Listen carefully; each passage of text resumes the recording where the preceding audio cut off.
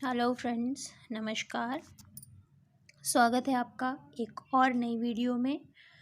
आज हम करेंगे अपनी वीडियो में एमसीक्यू। ओके। पहला क्वेश्चन है, मगध की राजधानी कहाँ थी? मगध की राजधानी कहाँ थी? गिरिव्रज, वाराणसी, अयोध्या, इंद्रप्रस्थ।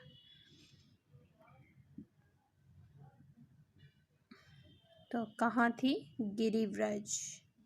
ए इसका आंसर है। मगध जो है 16 महाजनपद में से सबसे महत्वपूर्ण जनपद था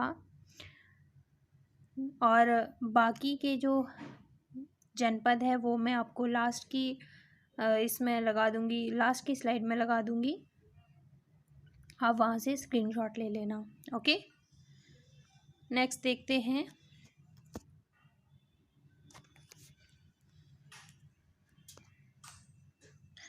प्रथम बौद्ध संगीति अजातशत्रु के शासनकाल में हुई थी। वह मगध के किस राजवंश का शासक था? बौद्ध संगीतियाँ 4 हुई थी। ये हमने पिछली वीडियो में देख लिया था कि कौन से टाइम पीरियड में किसके काल में कहाँ हुई थी। आप ये वहाँ से देख सकते हैं। तो पहली जो हुई थी अजातशत्रु के शासनकाल में, तो वो किस मगध के किस राजवंश के शासक थे? ये हर्यंक वंश के शासक थे। ओके। और जो दूसरी बौद्ध संगीति हुई थी, ये मगध के कौन से राजवंश के शासक थे? दूसरी हुई थी कालाशोक के टाइम में। तो ये कौन से राजवंश के शासक थे? ये शिशुनाग राजवंश के शासक थे। ओके, नेक्स्ट देखते हैं। सिकंदर के गुरु कौन थे? प्लेटो, अरस्तु, कौटिल्य या फिर इनमें से कोई नहीं? सिकंदर के गुरु कौन थे? सिकंदर के गुरु अरस्तु थे। ओके, आंसर इज वी, अरस्तु। नेक्स्ट देखते हैं। चंद्रगुप्त मौर्य के गुरु कौन थे? चंद्रगुप्त मौर्य के गुरु कौन थे? प्लेटो, अरस्तु, चाणक्य या इनमें से कोई नहीं? तो चंद्रगुप्त मौर्य के जो गुरु थे चाणक्य थे।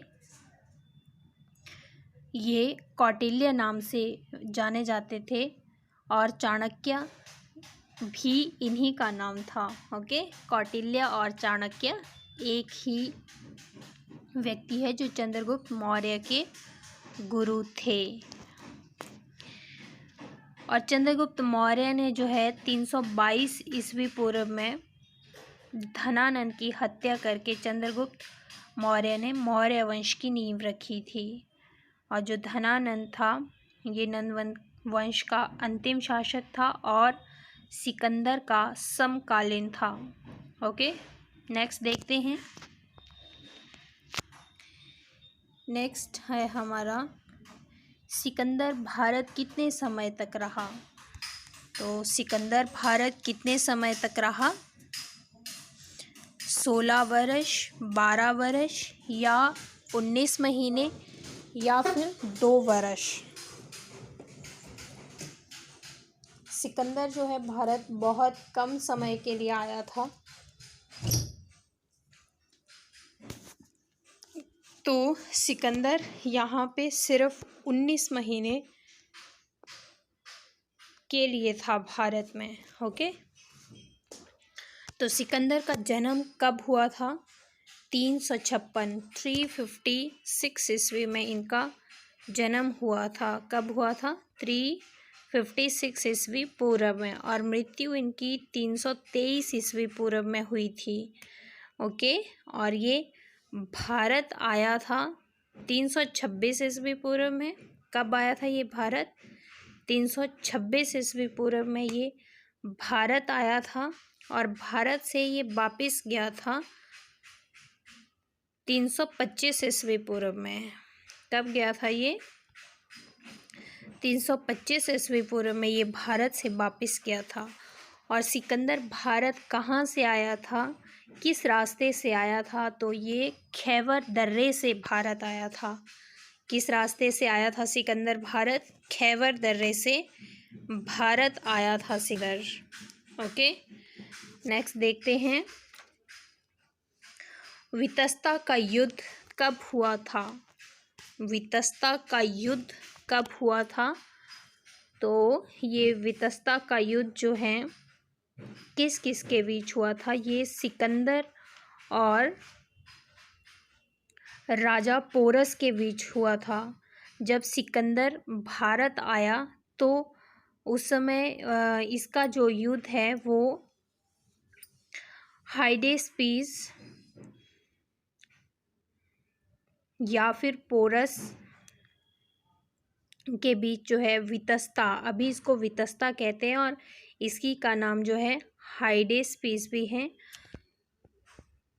वितस्ता को हाइडेस्पीस भी कहते हैं।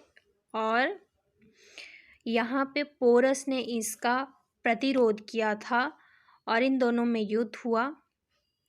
फिर सिकंदर जीत गया और पोरस की पराजय हुई थी इसमें। ओके, तो सिकंदर भारत कब आया था? 326 ईस्वी पूर्व में। तो वितस्ता का युद्ध भी 326 ईस्वी पूर्व का ही है।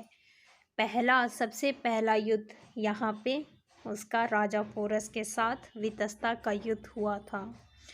ओके, तो ये थे हमारे एमसीक्यू। नेक्स्ट देखते हैं, ये है 16 महाजनपद और उनकी राजधानी। 8 जनपद है ये, अंग, मगध, मल्ल, काशी, कौशल, पंचाल, कुरु, बज्जी।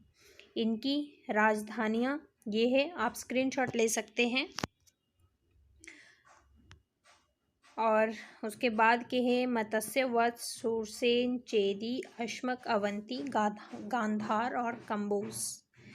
ये 16 महाजनपद है, आप स्क्रीनशॉट लेके पढ़ सकते हैं, अपने एग्ज़ाम के लिए तैयार कर सकते हैं। Okay, so thank you guys, ये थी आज की क्लास। क्लास को ज़्यादा से ज़्यादा शेयर कीजिए, चैनल को सब्सक्राइब करना। Thank you so much.